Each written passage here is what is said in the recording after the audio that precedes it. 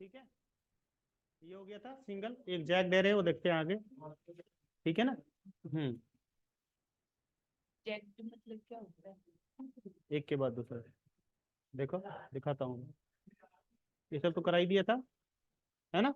हम्म, ऐसे भी कर सकते हैं, ठीक है। हम्म,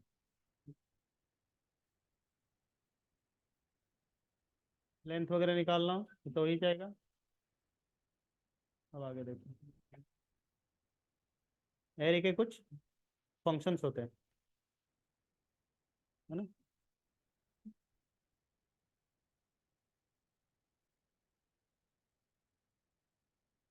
कुछ नहीं किया अलग से, वो फंक्शंस बना के एरे टाइप का आर्गुमेंट पास कर दिया।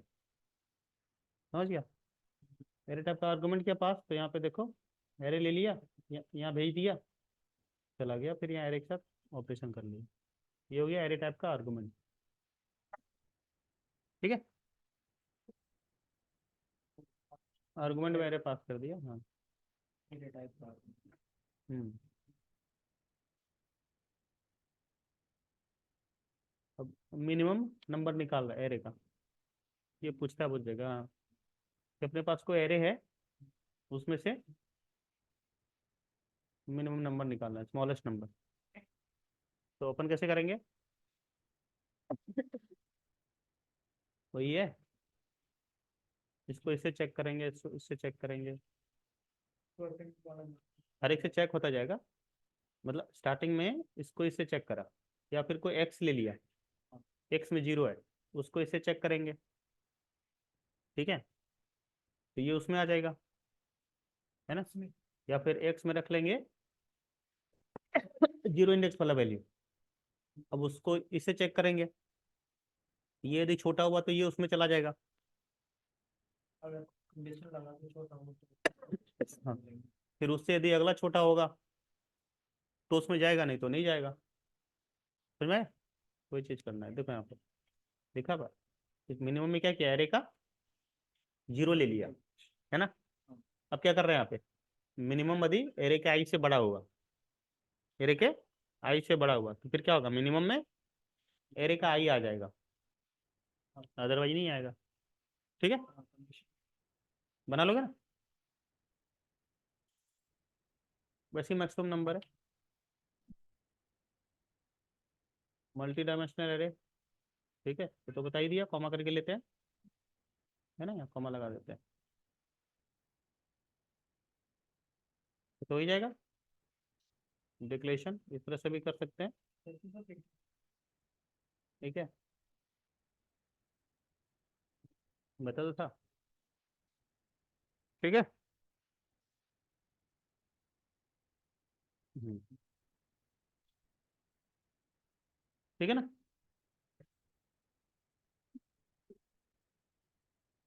जैक डेरे देखो, जैक डेरे वही सी की तरह है, या जावा की तरह। दो ब्रैकेट लगेगा इसको जैक डेरे का, फिर यहाँ भी डबल लगेगा। ठीक है, तो यहाँ पे हमने इसको नहीं दिया, डायनेमिकली हम कितने भी कॉलम पास कर सकते हैं। रो दो फिक्स कर दिया है, फर्स्ट वाला रो कॉलम फिक्स नहीं करा है, हाँ। ठीक है, तब ऐसे कर सकते हो, एरे के जीरो में हमने क्या किया, डाल दिया चार, में और एरे का जो वन रो होगा उसमें डाल दिया छः। छः, ठीक है ना। यानी कि इसमें हम्म। जीरो इंडेक्स और वन तो इंडेक्स के हर रो अलावा में और अलग, हाँ हर रो में अलग अलग, हाँ हर रो में अलग अलग तुम कॉलम पास कर सकते हो। ये हो गया जैक डेरे। जिग जैग होता है ना, वो जैक डेरे। ठीक है, मतलब वेरिएबल लेंथ मतलब कि जैसे डिफरेंट, अपन जीरो इंडेक्स पे कोई और डेटा भी रखना चाहे। फ्लक्चुएट। देखो अपन ने क्या करा यहाँ पे, एरे के जीरो रो जो रहेगा उसमें कितने ले लिए, चार, वन वाले में छः। समझा क्या, ये जैक डेरे। अब यहाँ पे देख लो, यहाँ पे हमने नहीं बताया, कॉलम नहीं बताया, सिर्फ रो बता दिया कि दो होंगे।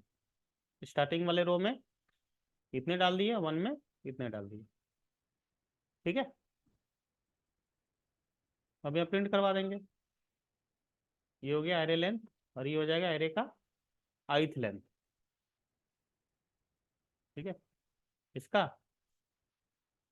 जीरोथ वाले का जितना रहेगा उतना, वन वाले का जितना रहेगा उतना। तो ith का मतलब ये हुआ ना, अच्छा ith का मतलब उसका रो, ith रो। तो 0 पे आ जाएगा। ये क्या बता रहा है, रो बता रहा है ना, वही ith रो का जितना इंडेक्स ये एलिमेंट होंगे, जितनी लेंथ होगा, ठीक है, उतनी बार चलेगा और वो उठा के दिखाते जाएगा।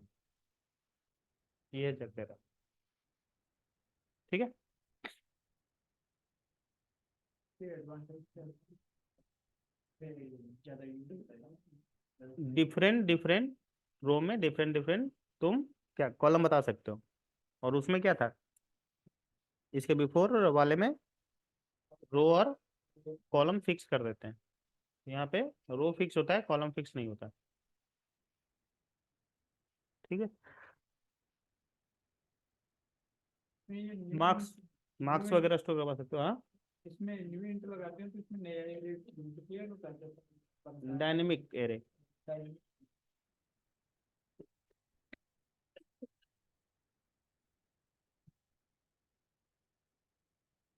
ठीक है। बस ठीक है, ये परम्स तो पढ़ ही लिया था अपन ने।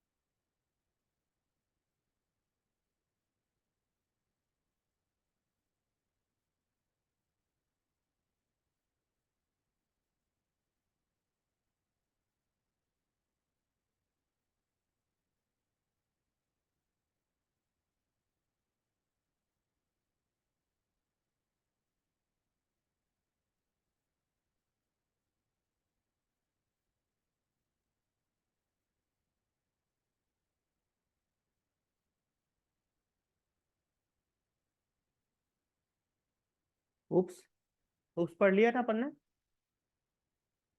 चलो उप्स स्टार्ट करते हैं, ठीक है। हम्म।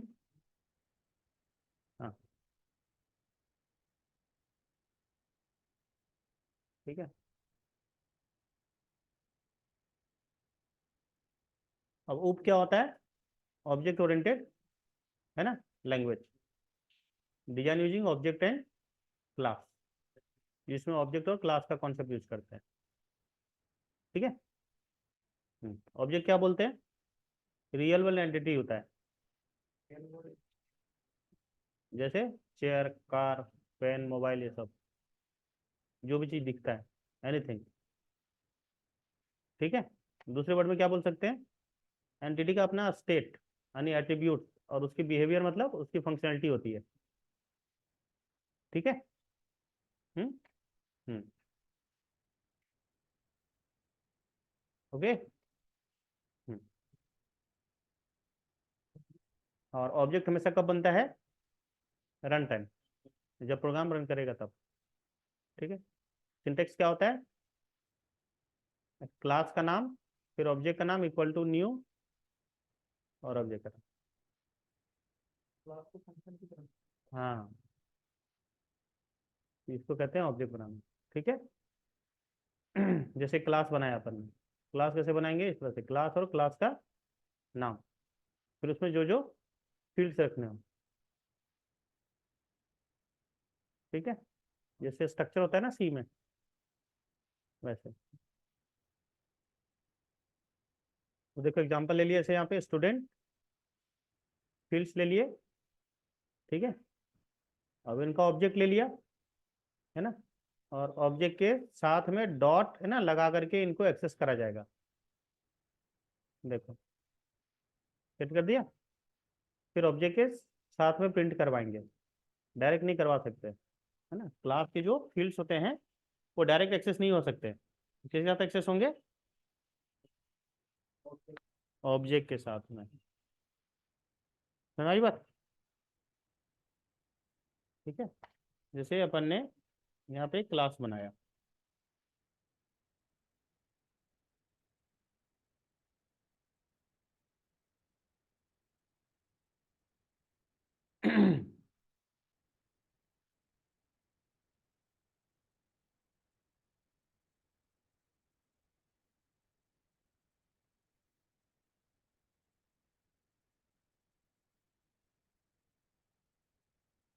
यहाँ पे क्लास बना लिया अलग से, है ना? क्या बना लिया? क्लास। ठीक है। क्लास का नाम कुछ भी दे दिया। ठीक। और यहाँ वेरिएबल ले लिया, इंटीजर ए बी, है ना? अब इनको एक्सेस करना है तो क्या करेंगे? जैसे अपन ने प्रॉपर्टी पढ़ा था ना,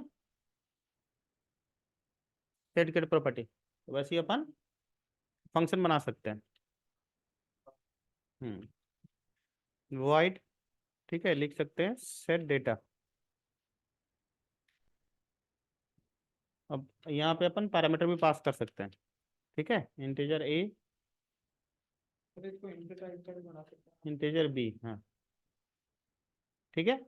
और यहाँ पे लिखना पड़ेगा this dot A equals to ए।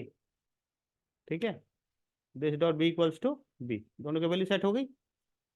यहाँ पे दिस का मतलब है क्लास। दिस का मतलब क्या है? क्लास। ठीक है, क्लियर है यहाँ तक? तो थोड़ा मतलब हम तो है एक फंक्शन ले रहे हैं और इस फंक्शन से दो वैल्यू लेके आएंगे, ए और बी। ए वाली वैल्यू भेज दिया, दिस डॉट ए का मतलब इस वाला ए, और दिस डॉट बी का मतलब ये वाला बी जो है वो दिस डॉट बी, बी का मतलब दिस डॉट बी का मतलब ये क्लास वाला फील्ड। ठीक है ना? ये वाला वैल्यू कहाँ चला जाएगा? इसमें, और ये वाला इसमें। दिस नहीं लिखोगे ना तो इसमें नहीं जा पाएगा, वो अपनी वैल्यू अपने में ही डाल लेगा। तो क्लास के ब्लॉकिंग हाँ, के लिए दिस बोलते हैं। अब इसमें एडिशन कर लो, वॉइड ऐड। ठीक है, और यहाँ पे लिख देंगे। ठीक है ना?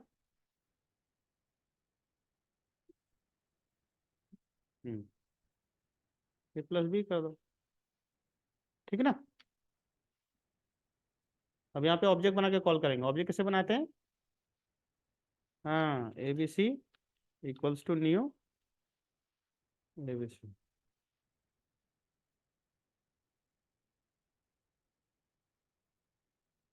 ठीक है। हम्म, क्या लिखेंगे? जो फंक्शन बनाए थे ना आपने, ठीक है। हाँ, दो आर्गुमेंट पास करना पड़ेगा। ठीक है ना? कुछ भी ले लो। फिर उसके बाद क्या लिखेंगे यहाँ पे? ऐड। ठीक है ना? दोपहर क्या बोल रहा है? इनएक्सेसिबल। ठीक है। हाँ, इनको क्या करना पड़ेगा? बाहर एक्सेस करने के लिए पब्लिक, नहीं, इनको पब्लिक बनाना पड़ेगा फंक्शन को बाहर, ताकि एक्सेस हो जाए, है ना? हो गया, अब रन करो।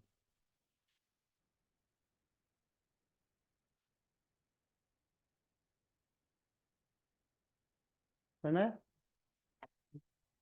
चलो, आगे आ गया। अब देखो, कंस्ट्रक्टर क्या होता है? एक स्पेशल, है ना, फंक्शन होता है। हाँ, जिसका नाम वही होता है जो क्लास का नाम होता है। हाँ, ठीक है, इसका कोई रिटर्न टाइप नहीं होता है, और ये अपने आप कॉल होता है जब ऑब्जेक्ट बनाते हैं। दो टाइप का होता है, डिफॉल्ट कंस्ट्रक्टर और पैरामीटराइज कंस्ट्रक्टर। ठीक है। देखो, ये क्लास का नाम और कंस्ट्रक्टर का नाम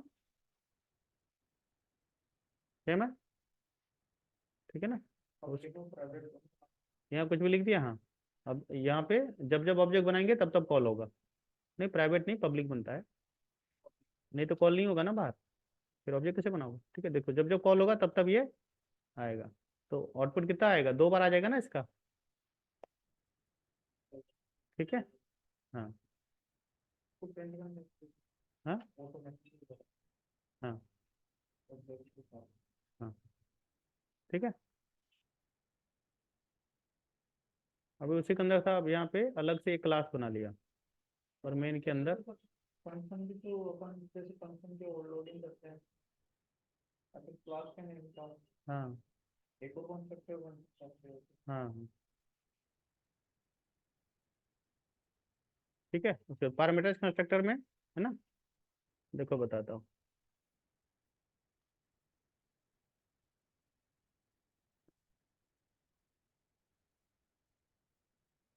डिफॉल्ट कंस्ट्रक्टर ये रहा। ठीक है। हाँ हाँ, डिफॉल्ट कंस्ट्रक्टर ऐसे बना सकते हो, जैसे एक यहाँ क्लास बना लिया। ठीक है, क्लास का नाम एक्स दे दिया, है ना। और यहाँ पे अपन ने क्या करा, पब्लिक। ठीक है,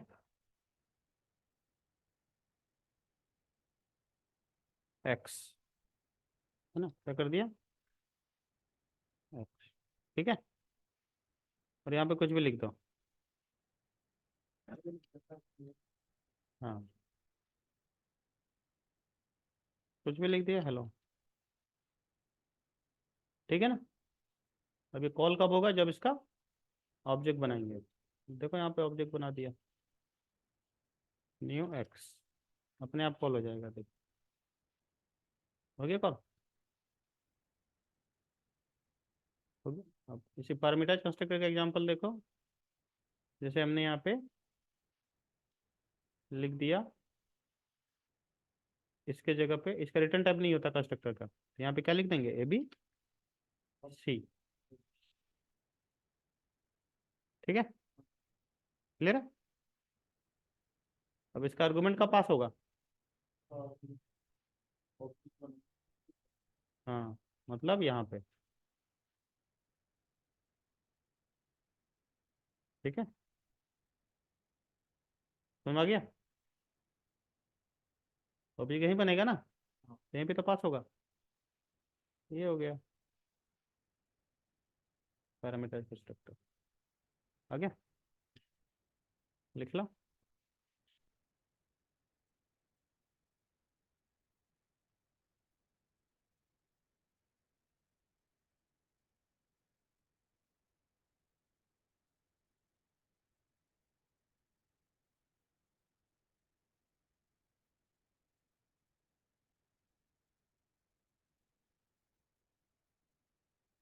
कॉन्सेप्ट पर भी जरूरत तो करती है, मतलब वहाँ पे काम नहीं देखो कंस्ट्रक्टर तो अपने आप बनता ही बनता है, है। डिफॉल्ट कंस्ट्रक्टर, हाँ, बिना फिर अपन नेक्स्ट टाइम कंस्ट्रक्टर के बने ऑब्जेक्ट ही नहीं बनेगा। तो उसी का हम यूज कर लेते हैं, उसी का यूज कर लेते हैं किसमें, ऑपरेशन में या प्रोग्राम में। ठीक है, और उसको फिर थोड़ा सा और लोगों ने इंक्रीज एनहेंस कर दिया कि आप उसमें पैरामीटर भी पास कर सकते हो, है ना, क्या कर सकते हो, उसमें एक पैरामीटर भी पास कर सकते हो। यानी कोई इसमें वैल्यू को अपन को फिक्स प्रोग्राम नहीं ऐसा कुछ नहीं है, कहाँ पे काम आता वो तो अपने फीचर, फंक्शन कम हो जाता है, कंस्ट्रक्टर को अलग से कॉल नहीं करना पड़ता ना, तो वहीं पे कॉल हो जाता है। है। अपन को जैसे ऑटोमेटिकली किसी कोई फंक्शन को पर्टिकुलर हर बार चलाना और क्लास में हाँ उसको कॉल करना पड़ेगा, हम ऐसा चाहते हैं कि ऑब्जेक्ट बनते ही वो काम हो जाए। ठीक है। हाँ, और इसका जनरली जो होता है वो क्लास के फील्ड्स को इनिशियलाइज करने के लिए होता है, मेमोरी देने के लिए होता है। ये जो क्लास के फील्ड्स है ना, उनको इनिशियलाइज करने के लिए जनरली यूज करा जाता है, क्योंकि तो अगर ये अपन इसका ये दो वाला काम होता है, एक तो क्लास के फील्ड को इनिशियलाइज करना और दूसरा ऑब्जेक्ट क्रिएट करना। ठीक है ना, तो जब क्लास का ऑब्जेक्ट क्रिएट होता है, देखो क्लास के नाम से फंक्शन कॉल होता है, इसका मतलब कंस्ट्रक्टर अपने आप, है ना, बन जाता है। ठीक है, चलो। बाय डिफॉल्ट भी बन हाँ, जाता है अगर अपन नहीं नहीं बनाओगे, अपने आप ही हो जाता है। अब इसे एक ये है ना क्लास, ठीक है। अब यहाँ पे डिफॉल्ट है ना कंस्ट्रक्टर नहीं। अच्छा एक चीज़ और ध्यान रखना, यदि किसी क्लास में हमने पैरामीटराइज कंस्ट्रक्टर दे दिया तो डिफॉल्ट कंस्ट्रक्टर नहीं बनेगा। तो पैरामीटराइज तो आपने बना दिया तो डिफॉल्ट नहीं बनेगा, नहीं बनेगा, ठीक है। फिर यदि हमें बनाना हो तो फिर बनाना पड़ेगा। तो सर ये पैरामीटराइज कंस्ट्रक्टर तो इग्नोर करना पड़ेगा या नहीं नहीं, फिर अलग से ऐसे बनाना पड़ेगा। अब देखो डिफॉल्ट भी हो गया इसके अंदर, अब पैरामीटराइज भी हो गया। अगर डिफॉल्ट को बनाए तो ये पैरामीटराइज वाला भी बनेगा। दोनों बनेगा फिर। तुम मतलब ऐसे भी ऑब्जेक्ट है ना बना सकते हो और ऐसे भी बना सकते हो। नहीं, जैसे अपन ने ये पैरामीटराइज वाला इसको बोलते हैं कंस्ट्रक्टर ओवरलोडिंग, ये ओवरलोड हो गया। हम्म। जैसे अपन ने ये पैरामीटराइज कंस्ट्रक्टर बनाया था हम्म। तब वो बाय डिफॉल्ट नहीं बनता। हाँ नहीं उस बनेगा। उसकी जगह अपन जैसे बाय डिफॉल्ट वाले को बनाते तो ये पैरामीटराइज को बट मुझे आर्गूमेंट भेजना है बाहर से, तो पैरामीटराइज बनाना पड़ेगा ना। आर्गूमेंट हमें बाहर से भेजना है, जहाँ पे ऑब्जेक्ट बन रहा है वहां से, तब तो पैरामीटराइज बनाना ही पड़ेगा। वो तो रिक्वायरमेंट पे है ना। करो। अब देखो कंस्ट्रक्टर क्या करता है, मेमोरी इनिशियलाइज करता है ना क्लास के लिए। डिस्ट्रक्टर क्या करता है, उसको डिस्ट्रॉय करता है मेमोरी को। जो कंस्ट्रक्टर दिया था ना मेमोरी, डिस्ट्रक्टर उसको क्या करता है, क्लीन करता है, डिस्ट्रॉय करता है ना। ठीक है, ये कंस्ट्रक्टर का ऑपोजिट होता है ना। ये सिर्फ और सिर्फ एक बार डिफाइन होता है, ठीक है। ये भी अपने आप इन्वोक हो जाता है, लेकिन कब इन्वोक होता है, प्रोग्राम से बाहर निकलते वक्त, है ना। कंस्ट्रक्टर ऑब्जेक्ट क्रिएट होते वक्त बनता है, लेकिन डिस्ट्रक्टर कब जो हमारा कंस्ट्रक्टर है वो कॉल होता है ऑब्जेक्ट है ना क्रिएट होते वक्त। लेकिन डिस्ट्रक्टर कब कॉल होता है, जब हम प्रोग्राम से बाहर निकल रहे होते हैं, ठीक है। कंट्रोल जब प्रोग्राम से बाहर निकल रहा होता है तब, ठीक है। जैसे कंस्ट्रक्टर बना, डिस्ट्रक्टर बनाने के लिए क्या लगाते हैं, ये टिल्ड साइन लगाते हैं, कुछ नहीं होता है। आई बस समझ में, क्या लगता है, ऐसे टिल्ड साइन लग जाता है बस, ठीक है। ये भी सब बाय डिफॉल्ट। हाँ नहीं नहीं, इसको अलग से बनाना पड़ता है। अगर नहीं बनाए तो फिर ये destroy नहीं हुई। हाँ मेमोरी डिस्ट्रॉय नहीं होगी, ठीक है। हम्म। लिख लो, ये भी प्रोग्राम है ना। यहाँ डिस्ट्रक्टर बना दो लास्ट में,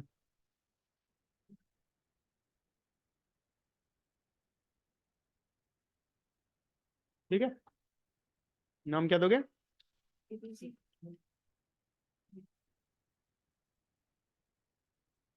ठीक है।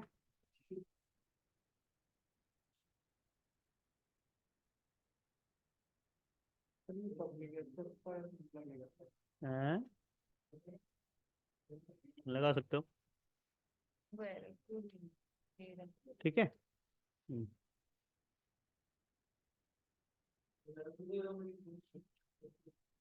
है ना। अब यहाँ लिख दो,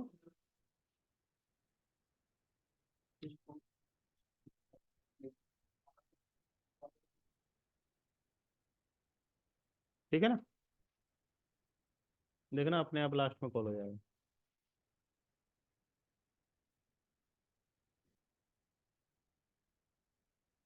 ये अभी वो इनपुट नहीं करा ना इसलिए, अब ये यहाँ पे बहुत स्पीड से चला गया, वो दिखा नहीं, ठीक है। दिखेगा नहीं है, क्योंकि जब प्रोग्राम से हम बाहर निकल रहे होते हैं ना, है ना, तब ये कॉल होता है, तो नहीं दिख पाएगा, ठीक है। प्रोग्राम से बाहर निकलते हैं तब कॉल होता है, नहीं दिखेगा। यहाँ से प्रोग्राम से बाहर निकलते हैं ना, तो जब हम प्रोग्राम से है ना बाहर ही निकल गए, तो फिर बाहर आ जाते हैं ना। अब इतनी स्पीड से आता है कि वो है ना पता ही नहीं चलेगा। कंसोल विंडो को एक के ना उससे तो आएगा। तो वो बंद हो जाता है ना बाहर निकलने के बाद, रुका रहता है तब तो दिख जाता है, ठीक है। कंसोल रीड लाइन करके रोक सकते हैं ना भाई? अरे तो भी तो ये प्रोग्राम का ही तो पार्ट है। नहीं, इसमें कंसोल में अपन हाँ हाँ, तो कंस्ट्रक्टर बनाया कुछ भी कर लो वो प्रोग्राम का ही पार्ट होगा, समझ गया, वो भी प्रोग्राम ही है। और ये कॉल होगा प्रोग्राम से बाहर निकलते वक्त, इसलिए ये दिखेगा ही नहीं।